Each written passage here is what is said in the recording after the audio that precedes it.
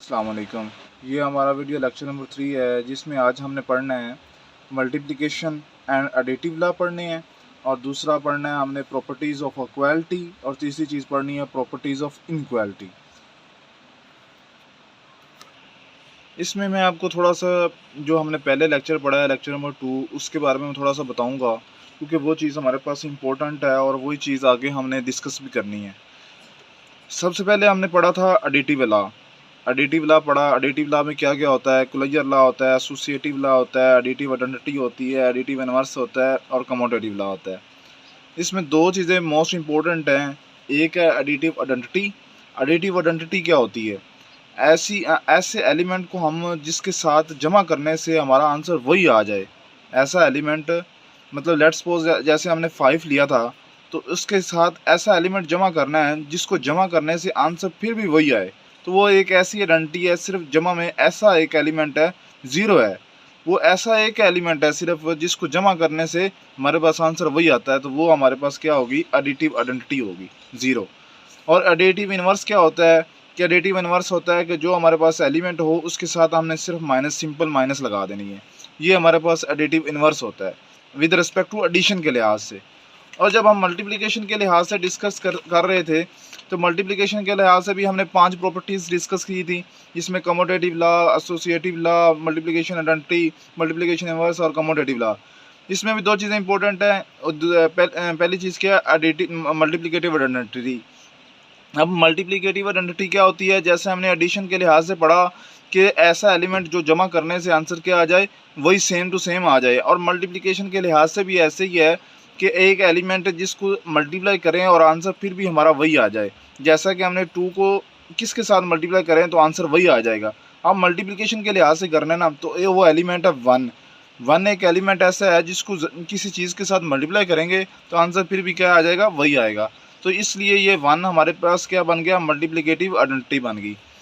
Multiplicative inverse क्या होता है? जिसको हम, ये हमारे पास 2 है तो ये 1/2 की फॉर्म में लिखा जा सके सिंपली, या 2 इनवर्स लिखा जाए, तो इसको हम बोलते हैं मल्टीप्लिकेटिव इनवर्स बोलते हैं। ठीक है। अब हमने 5 properties with respect to addition पढ़ ली, 5 properties with respect to multiplication पढ़ ली, और आगे हमने सिर्फ एक 11 प्रॉपर्टी है। इसकी 11 प्रॉपर्टी का नाम है डिस्ट्रीब्यूटिव लॉ। क्या? Distributive law. ये हमने पढ़ना है। डिस्ट्रीब्यूटिव लॉ दो तरीके के होते हैं, एक लेफ़्ट डिस्ट्रीब्यूटिव लॉ होता है, एक राइट डिस्ट्रीब्यूटिव लॉ होता है। अब हम जैसे कि हम कहते हैं कि कोई एलिमेंट हो, लेट्स सपोज हो 5 हो, उसको मल्टीप्लाई करें 1 + 1 के साथ, तो ये आंसर क्या आ जाएगा? इसका आंसर क्या आ जाएगा? वही सेम टू सेम। इसको ऐसे करेंगे, ये 5 1 के साथ भी मल्टीप्लाई हो गया, और ये 5 इस 1 के साथ भी मल्टीप्लाई हो गया। तो इसको हम अगर कैसे लिखेंगे? ये 3 डिजिट्स है ना, यहाँ पे चलो 2 कर लें, यहाँ पे भी 2 चलो कर लें। ठीक है। तो अब ये क्या हो जाएगा? इसको हम कैसे लिख सकते हैं कि let's suppose all A B and C, ये सारे के सारे किस में एलिमेंट्स लेते हैं हम? बिलोंग करता है सेट ऑफ रियल नंबर्स में से। किस में से? सेट ऑफ रियल नंबर्स में से। अब देखिएगा, अब हम सेट ऑफ रियल नंबर्स में, ये भी सेट ऑफ रियल नंबर का एलिमेंट है, ये भी और ये भी। इसको फिर मैं कैसे लिखूं? ये A B plus C is equal to, इस ए की जगह क्या बी लिख दूंगा, प्लस इधर ए और इधर सी आ जाएगा। इसको फिर ऐसे लिख सकता हूँ, इसको हम बोलते हैं, ये किस साइड पे? इस साइड से मल्टीप्लाई हुआ है, तो इसको हम क्या बोलते रहते हैं कि ये लेफ़्ट डिस्ट्रीब्यूटिव लॉ है। अब देखते हैं हम इसको, अगर मैं ऐसे लिख दूँ 1 + 2, वही चीज़ सेम। अब ये 5 को सिर्फ मैं इस साइड पे लिख दूँ, तो ये क्या हो जाएगा? ये फिर ऐसे लिखा जाएगा 1 5 के साथ हुआ, प्लस 2 ये 5 के साथ हुआ, आंसर फिर भी वही सेम आएगा। फिर मैं क्या लिख सकता हूँ? For all A B and C belong करता है सेट ऑफ रियल नंबर में से। अब ये कैसे लिखा जाएगा? अब ये लिखा जाएगा a + b, ये यहाँ पे c आ जाएगा, इज़ इक्वल टू क्या लिखा जाएगा? ये a c के साथ भी हो गया, प्लस b c के साथ भी हो गया, बस वही सेम चीज़ है। ठीक है। तो इसको जब हम मल्टीप्लाई करेंगे तो आंसर फिर भी सेम ही आएगा। ठीक है। आप इसको सॉल्व करके भी दे सकते हैं, ये सॉल्व करके भी आंसर बिल्कुल सेम आएगा। अगर आप करना चाहें तो इसका ये 5 7 वैसे आ जाएगा, यहाँ पे 3 आ जाएगा, 5 1 ज़र 5 और ये 5 2 ज़र 10 आ जाएगा, ये 15 और ये भी 15 हो गया। इसी तरह इसको भी करके देख लें। ये क्या आ जाएगा, इस एरो को बोलते हैं विच इम्प्लाइज दैट। क्या बोलते हैं, विच इम्प्लाइज दैट। ये क्या हो जाएगा 3, ये 5 हो जाएगा, ये 5 और ये 10 हो जाएगा, इधर भी 15 आ गया, इधर भी 15 आ गया। ठीक हो गया।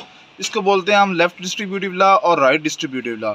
अब हमने टोटल प्रॉपर्टीज़ पढ़ ली, 11 प्रॉपर्टीज़ पढ़ ली, या इसको मिला के कहते हैं, ये इसको प्रॉपर्टी नंबर 1 भी कह देते हैं और इसको प्रॉपर्टी नंबर 2 भी कह सकते हैं। तो ये 12 प्रॉपर्टीज़ होगी। इन 12 प्रॉपर्टीज़ को हम बोलते हैं फील्ड। इन 12 प्रॉपर्टीज़ से मिलकर बनता है फील्ड, जिसमें 5 प्रॉपर्टीज़ क्या होती हैं, 5, इसको हम ऐसे लिख सकते हैं, जिसमें 5 प्रॉपर्टीज़ हमारे पास क्या होती हैं with respect to addition, 5 properties with respect to multiplication,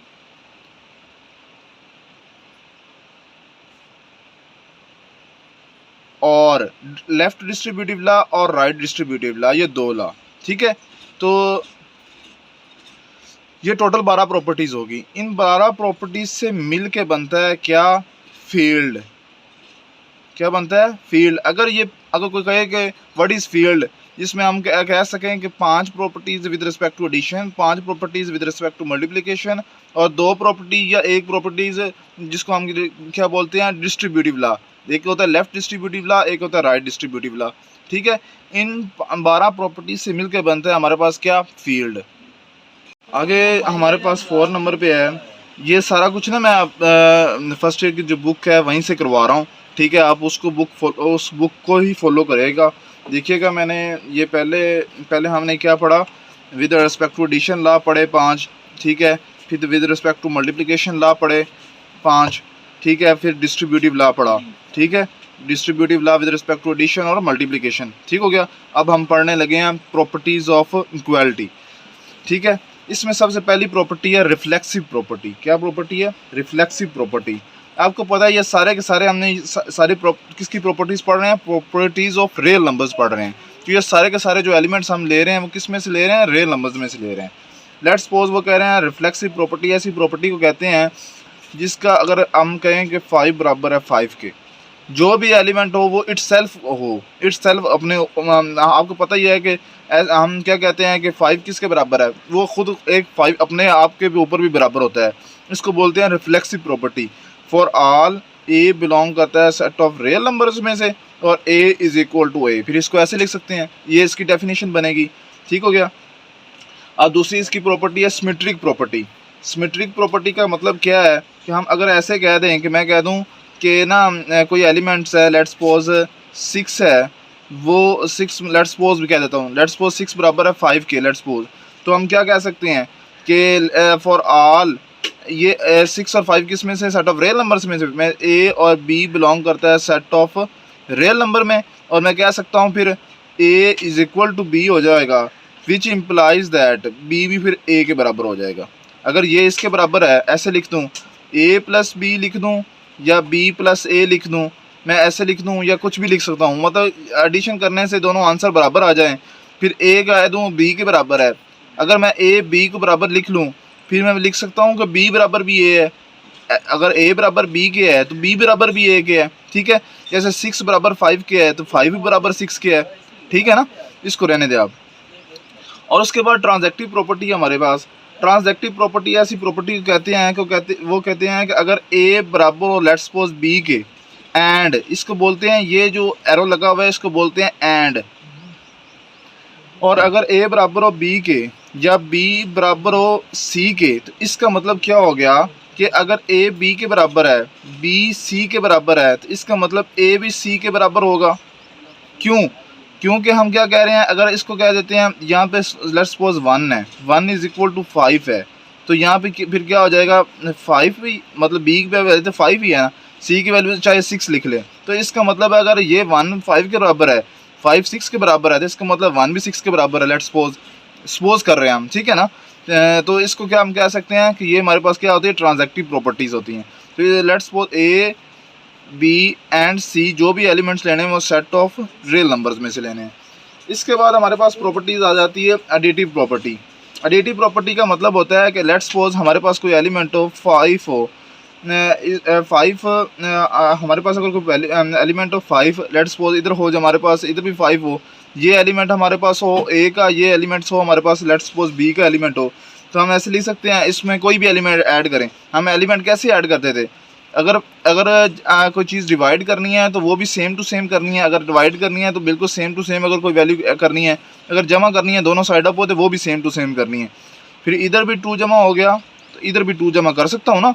अगर इस इधर भी अगर मैं 7 लाना हो, आप अगर आप कहो कि इस साइड पे भी 7 लाना है, इस साइड पे भी 7 लाना है, तो कैसे लाऊंगा, इधर भी 2 जमा करूँगा तो इधर भी 2 जमा करूँगा, वही चीज़ दोनों साइडों पर जमा होगी। तो इसको क्या बोलते हैं, एडिटिव प्रॉपर्टी। लेट्स सपोज हम कह सकते हैं फिर ए और B, for all A B and C belong करता है सेट ऑफ रियल नंबर में। ये मैं लिख सकता हूँ ए जमा सी इज इक्वल टू, फिर ये क्या हो जाएगा, बी प्लस सी। ठीक है, तो इसको बोलते हैं, क्या बोलते हैं, एडिटिव प्रॉपर्टी। बिल्कुल सेम मल्टीप्लिकेशन प्रॉपर्टी है, जैसे यहाँ पे हमने जमा किया है वहाँ वैसे हमने मल्टीप्लाई कर देना है। 5 multiply by 2 is equal to 5 multiply by 2, दोनों साइडों पे 2 मल्टीप्लाई कर देना है। For all A B and C belong करता है सेट ऑफ रियल नंबर्स में से, और जो हमने लिखा है यहाँ पे फिर क्या लिखेंगे, A C is equal to B C या सी बी, इसको बोलते हैं हम, क्या बोलते हैं, मल्टीप्लिकेटिव आइडेंटिटी।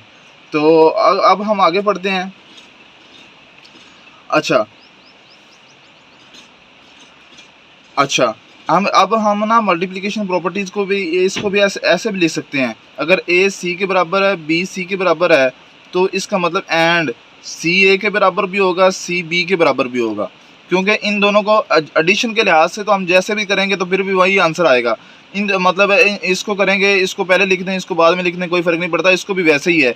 इसको अगर हम पहले लिख दें या इसको बाद में लिख दें, आंसर तो वही आएगा ना। अगर मैं ऐसे लिख दूँ 2 मल्टीप्लाई बाई 5 या 2 मल्टीप्लाई बाई 5, ऐसे भी फिर भी आंसर वही आएगा, फिर भी आंसर, अगर दोनों इन दोनों को देखिएगा, इनका आंसर भी सेम यही आएगा और इसका आंसर भी ये भी बिल्कुल सेम टू सेम वही आएगा। तो इसको बोलते हैं हम multiplication property, multiplicative property bye cancellation law. Cancellation law ऐसे लॉ को कहते हैं, आपको मतलब शो ही हो रहा है बाय कैंसिल, किसी चीज़ को कैंसिल करना है। लेट्स सपोज हमारे पास कोई एलिमेंट हो 5 + 2 इज इक्वल टू 5 + 2। अब देखिएगा इस 2 को इस 2 के साथ कैंसिल कर सकता हूँ, क्योंकि इधर भी 2 है इधर भी 2 है। विद रिस्पेक्ट टू एडिशन, ये कैंसिलेशन प्रॉपर्टी होती है कि हम किसी दो चीज़ों को अगर दोनों साइडों पे है तो उसको काट सकते हैं। अगर इधर भी एडिशन है तो अगर इधर भी एडिशन है, अगर यहाँ पे माइनस होता है यहाँ पे प्लस होना था तो फिर ये नहीं कटना था। अगर यहाँ माइनस होता है यहाँ प्लस होता है तो फिर ये कैंसिलेशन नहीं होनी थी। यहाँ पे भी एडिशन होना चाहिए, यहाँ पे एडिशन, या इधर में माइनस या इधर में माइनस होना चाहिए, तो ये फिर कटेगा। ठीक है, तो इसका मतलब यह क्या होगा, ए प्लस सी या बी प्लस सी, इन दोनों को काट के क्या जवाब आ सकता है, A is equal to B आ सकता है। For all A B and C belong करता है सेट ऑफ रियल नंबर्स में से। इसकी छठी प्रॉपर्टी है बिल्कुल सेम जैसे हमने इधर किया है, तो इधर हम लिख सकते हैं 2 मल्टीप्लाई बाई 1 या कुछ भी, कोई एग्जाम्पल ही देनी है ना। सो 5 मल्टीप्लाई बाई 1, तो इधर इस 1 को इस 1 के साथ मैं काट सकता हूँ। ठीक है, तो ये प्रॉपर्टी फिर क्या हो जाएगी हमारे पास, b इज इक्वल टू 5 हो जाएगा। मतलब for all A B and C belong करता है सेट ऑफ रियल नंबर में से। और ये चलिए प्रॉपर्टी क्या कहती है कि ए बराबर है फिर बी के, क्योंकि सी सी कट गया ना, इसको हम ऐसे कह सकते हैं कि ए क्रॉस सी या बी क्रॉस सी, या सी इस सी से कट गया, जैसे ये वाला सी इस सी के साथ कटा था विद रिस्पेक्ट टू एडिशन, ये विद रिस्पेक्ट टू मल्टीप्लिकेशन। तो इसको बोलते हैं हम by cancellation law with respect to addition, by cancellation law with respect to multiplication. अब देखिएगा हमने ना जो इसकी 7 प्रॉपर्टी है लिखा हुआ है cancellation property with respect to multiplication. ठीक है, पहले हमने क्या विद रिस्पेक्ट टू एडिशन पढ़ी थी, अब विद रिस्पेक्ट टू मल्टीप्लिकेशन पढ़ रहे हैं। तो ये तो हमने पढ़ ली है ना विद रिस्पेक्ट टू मल्टीप्लिकेशन, तो चलो पढ़ ली है। चलें, ये अब हमारी प्रॉपर्टीज़ ऑफ इनक्वालिटी 7 की 7 प्रॉपर्टीज़ हो गई हैं। ठीक है, इसमें अगर कोई प्रॉब्लम हो तो आप दोबारा पूछ सकते हैं। अब हम आगे पढ़ते हैं प्रॉपर्टीज़ ऑफ इनइक्वालिटी। इसमें जो हमारे पास पहली प्रॉपर्टी होती है ना, ट्रेचनोमी प्रॉपर्टी इसका नाम है। तो इसको हम कैसे लिखते हैं, इसका मतलब ये होता है कि हमारे पास अगर ए बी के बराबर है, किसमें, ए बी के बराबर है, या फिर हमने इसको ऐसे लिख सकते हैं ए ग्रेटर देन बी है या फिर बी लेस देन ए है, या मतलब वही चीज़ होगी, ये ए लेस देन बी हो जाएगा। ठीक हो गया। तो इसको हम क्या बोलते हैं, इसका हम टचट्रोपी प्रॉपर्टी बोलते हैं। उसके बाद हमारे पास ट्रांजैक्टिव प्रॉपर्टी आती है।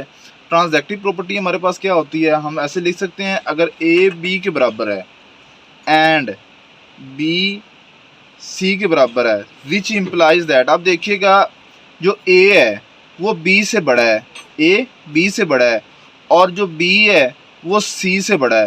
तो इसका मतलब है जो ए है वो क्या हो जाएगा, वो सी से बड़ा हो जाएगा। ऐसे ही है ना, अगर ए बी के बराबर है या बी सी, अगर ए ग्रेटर देन बी है, ए ग्रेटर देन बी है, लेट्स सपोज हम ऐसे कोई एलिमेंट ले लेते हैं, 4 जो 2 है ग्रेटर देन 1 है, एंड 1 इज़ ग्रेटर देन किसके, अब यहाँ पे हम लिख सकते हैं लेट्स सपोज 0। तो इसका मतलब ये 2 है, ये ग्रेटर देन किससे हो जाएगा, इस 0 से हो जाएगा। ये 2 ग्रेटर देन किससे हो जाएगा, इस 0 से हो जाएगा। तो फिर ऐसे लिख सकता हूँ ए ग्रेटर देन सी है। अगर इसकी दूसरी प्रॉपर्टी, इसका दूसरा पार्ट क्या कहता है हमें, इसका दूसरा पार्ट हमें कहता है अगर ए लेस देन बी हो या बी लेस देन सी हो, तो ये आंसर हमारे पास क्या आ जाएगा, विच इम्प्लाइज दैट, हमारे पास आंसर आएगा ए लेस देन सी। अब सेम एग्जांपल हम लेते हैं, यहाँ पे हम लिख लेते हैं 2 ग्रेटर देन, अगर लेट्स सपोज वहाँ पे 1 फिर लिखेंगे 1 ग्रेटर देन 2 है, या फिर यहाँ पे फिर 2 वही लिखेंगे 2 ग्रेटर देन यहाँ पे 3 है। तो इसका मतलब which implies that 1 greater than किसके होगा, 3 के। ये इसका दूसरा पार्ट कहता है, ठीक है। तो इसको, ये हमारे पास ट्रांजैक्टिव प्रॉपर्टी होगी। इसके बाद हमारे पास प्रॉपर्टी आती है एडिटिव प्रॉपर्टी। एडिटिव प्रॉपर्टी हमें क्या कहती है कि विद रिस्पेक्ट टू, अब हमने एडिशन के लिहाज से चलना है, तो अब देखिएगा मैं कहता हूँ ए ग्रेटर देन अगर बी हो, तो इसको हम कैसे लिख सकते हैं, वही हमने बिल्कुल सेम टू सेम पहले वाली चीज़ें हैं, ए प्लस सी कर देना है, इधर भी बी प्लस सी कर देना है। आंसर फिर भी ये वाला बड़ा आएगा। ये वाला क्यों बड़ा आएगा, आप देखते हैं। लेट्स सपोज यहाँ पे 1 लिख लेते हैं, यहाँ पे 2 लिखते हैं, यहाँ पे 1 और यहाँ पे 2, यहाँ पे 2 कोई भी एलिमेंट जमा कर दें, यहाँ पे 2 कर दें, सॉरी यहाँ पे 2 कर दें, ये 1 है क्योंकि ये बड़ा है ना, तो फिर यहाँ पे 2 और यहाँ पे 1, यहाँ पे कोई भी एलिमेंट सी की जगह जमा करें, लेट्स सपोज 2 करते हैं, 2 2, ये इधर आंसर 4 आ जाएगा, इधर आंसर 3 आ जाएगा। इसका मतलब क्या हो जाएगा कि हमारे पास जो एडिटिव प्रॉपर्टी है वो हमेशा, ये अगर ऐसे लिखा होगा तो कोई भी चीज़ इसको इसके अंदर ऐड करेंगे, दोनों साइडों पे ऐड करनी होती है ना, तो इसका मतलब क्या हो जाएगा कि ये वाली हमेशा बड़ी ही आएगी। ऐसे ही इसको मतलब हमने दूसरे पार्ट्स में भी कर सकते हैं। लेट्स सपोज अगर ए लेस देन बी हो, तो फिर क्या करेंगे, ए प्लस सी लेस देन बी प्लस सी, वैसे ही कोई एलिमेंट ले लें। अब बी ये बड़ा है तो 2 1 ले लें, तो यहाँ पे दोनों साइडों पे जमा कर दें, यहाँ पे 1 है, यहाँ पे 2, कोई भी एलिमेंट 2 ले लो, तो ये क्या आ जाएगा, 3 लेस देन 4 आ जाएगा। मतलब जैसे भी आप ले सकते हैं, आप इसको एक बार बुक से फिर भी रीड कर लीजिएगा। अब इसकी अगर हम मल्टीप्लिकेशन प्रॉपर्टी करें तो आपको पता ही है, अगर एडिशन के लिहाज से यहाँ पे हम जमा करते हैं, तो मल्टीप्लिकेशन के लिहाज से हम क्या करेंगे, अगर वो एक ए ग्रेटर देन बी है, तो मल्टीप्लिकेशन के लिहाज से क्या करेंगे, ए सी है और बी सी, यहाँ पे कोई भी एलिमेंट मल्टीप्लाई कर दो। लेट्स सपोज ये 2 1 है, यहाँ पे 2, यहाँ पे सी की जगह कोई भी एलिमेंट लिख लो, लेट्स सपोज 2 ही लिख लेते हैं, यहाँ पे भी फिर 1 और यहाँ पे भी 2, ये आंसर क्या आ जाएगा, 4 3। मतलब कैसे भी इसके आगे भी प्रॉपर्टीज़ है मल्टीप्लिकेशन की, कुछ अगर इधर प्रॉपर्टीज़ हैं आप उसको भी एक बार देख लीजिएगा, ठीक है। इसके बाद एक मोस्ट इंपॉर्टेंट चीज़ है, मैं आपको वो ये नोट है, इस नोट को आप एक बार अच्छे से रीड करिएगा। मैं आपको बताता हूँ, इस नोट में 2 चीज़ें बताई हुई हैं। एक चीज़ बताई हुई है फील्ड के बारे में, क्या चीज़ बताई हुई है, फील्ड के बारे में। ये देखिएगा थोड़ा सा, दो चीज़ें बताई हुई हैं फील्ड के बारे में। क्या कहते हैं कि अगर 11 properties are called a field, तो 11 प्रॉपर्टीज़ का मतलब फील्ड है। तो हमारे पास 11 प्रॉपर्टीज़ कौन कौन सी हैं। सबसे पहले हमारे विद रिस्पेक्ट टू एडिशन के लिहाज से 5 प्रॉपर्टी पड़ी, फिर विद रिस्पेक्ट टू मल्टीप्लिकेशन के लिहाज से 5 प्रॉपर्टी पड़ी, फिर डिस्ट्रीब्यूटिव लॉ पड़ा। तो इन 11 प्रॉपर्टीज़ से क्या बनता है, हमारे पास फील्ड बनता है। तो और दूसरी चीज़ वो क्या कह रहा है, दूसरी चीज़ इसमें ये कह रहे हैं कि जो मल्टीप्लिकेशन लिहाज से हमारे पास, एडिशन के लिहाज से हमारे पास इन्वर्स क्या होता है, ए का इन्वर्स ए माइनस ए होता है। और फिर इसमें क्या कह रहे हैं कि अगर ए का इन्वर्स हो, अगर मल्टीप्लिकेशन के लिहाज से इन्वर्स फाइंड करना हो, तो 1/a हमारे पास इन्वर्स आता है, ठीक है। ये हमारे पास नोट है।